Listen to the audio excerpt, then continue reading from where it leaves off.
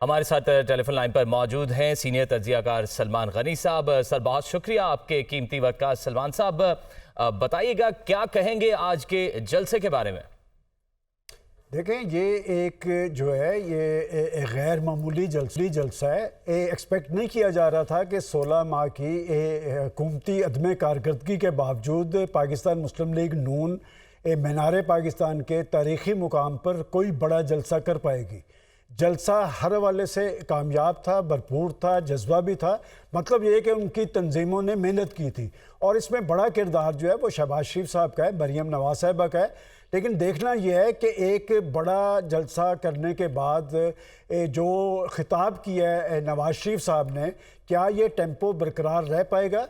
एक बात तो बड़ी वाज़ेह होकर सामने आ गई, वो जो समझा जा रहा था कि शायद नवाज शरीफ साहब कोई रवायती साहब बयान पढ़ के सुनाएंगे, उन्होंने अपने खिताब के ज़रिए ये बात साबित की है कि उनका आज भी ज़मीनी हक़ाइक़ पे नज़र है। वो जानते हैं कि पाकिस्तान के करोड़ों अवाम उनका गुजर बसर कैसे हो रहा है, क्या उनका चूल्हा जल रहा है, नहीं जल रहा, जिस घर के अंदर बिजली का बिल गया है वहाँ पर इत्मीनान है या नहीं है, सारे इश्यूज़ पे उनकी नज़र है। तो क्या वो इन इश्यूज़ को हल कर पाएंगे? अलबत्ता जो पाकिस्तान के अंदर पैदा हुई है, क्या एक पार्टी या एक लीडरशिप इन मसाइल को हल कर पाएगी? मेरा ज़ाती ख्याल ये है कि पाकिस्तान के हालात जिस नहज पे आ गए हैं, ख़ास तौर पे हमारी जो मुआशी कश्ती जिस गर्दाब में फंसी हुई है, कोई सोलो प्रवास के ज़रिए ये काम नहीं कर सकेगा।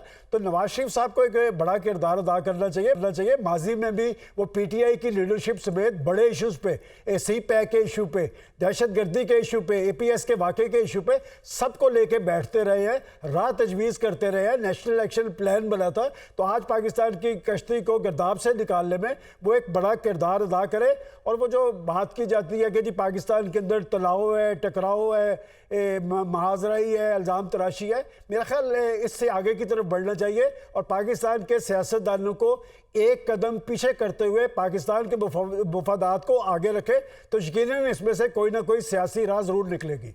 यकीनन इनसे एक कदम आगे बढ़ने की जरूरत है और इसका अमली मुजाहरा भी किया गया। नवाज शरीफ ने अपनी तकरीर के अंदर वाजे किया कि वो किसी से बदला लेने नहीं आए। इनफैक्ट उन्होंने किसी भी मुखालिफ का नाम तक नहीं लिया अपनी तकरीर में। ये बात दुरुस्त है। देखिए, बात है कि आज वो पाकिस्तान आए हैं, मैंने इसीलिए ये बात कही थी कि आज सियासतदानों को एक बड़ा किरदार तभी होगा जब वो अपने तर्ज अमल पर नज़रसानी करेंगे।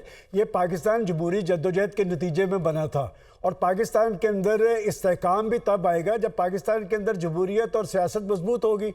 और सियासत पाकिस्तान के अंदर जमहूरियत क्यों मजबूत नहीं हो सकी?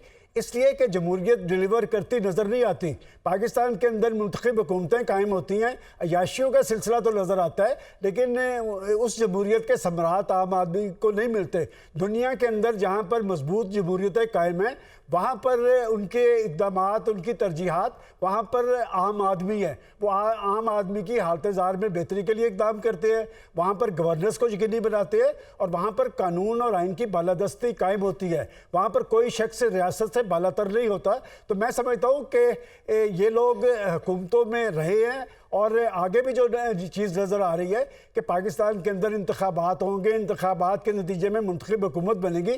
क्या पाकिस्तान के सियासतदान अपनी तरजीहात में आम आदमी को रखेंगे? देखिए, पाकिस्तान के लोग मुश्किल सूरत हाल में भी अपना जो हक़ राय दही है वो हमेशा सियासतदानों के हक़ में इस्तेमाल करते हैं, पॉलिटिकल पार्टीज़ को मौका देते हैं। क्या वजह है कि वो मसले इक़्तिदार पे पहुंचने के बाद अपने उस मंशूर को और प्रोग्राम को पीछे छोड़ देते हैं और अपने सियासी और ख़ानदानी मफादात को आगे ले आते हैं? उनकी तरजीहात बदल जाती हैं और यही वजह है कि उनके अंदर सियासतदानों का मुकद्दर जो है, फिर सज़ाएँ होती हैं, फिर जेलें होती हैं, फिर सहूलतें होती हैं। लिहाजा ये सिलसिला ख़त्म करने के लिए ज़रूरत इस अमर की है कि पाकिस्तान के सियासतदान जो है वो मुस्बत तर्ज़ अमल इख्तियार करें, मसाइल का सियासी हल निकाले।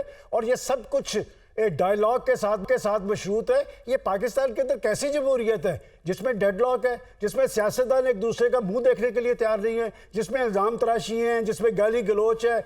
ये सिलसिला जब तक ख़त्म नहीं होगा पाकिस्तान आगे की तरफ नहीं बढ़ पाएगा।